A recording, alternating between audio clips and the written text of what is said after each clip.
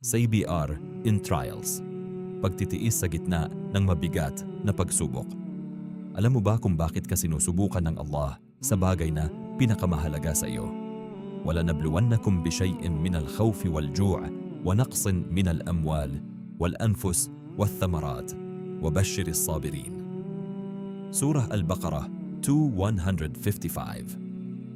And we will surely test you with something of fear and hunger and a loss of wealth and lives and fruits, but give good tidings to the patient. Ang pagsubok ay hindi tanda na pinarurusahan ka ng Allah. Kadalasan ito ay paraan niya upang linisin ang iyong mga kasalanan at ilapit ka sa Kanya. Magtiis ka ng may magandang pag-asa dahil ang gantimpala ng saber ay walang katapusan. Ang sabr ay hindi lang paghihintay. Ito ay ang pagpapanatili ng magandang asal habang ikaw ay nahihirapan.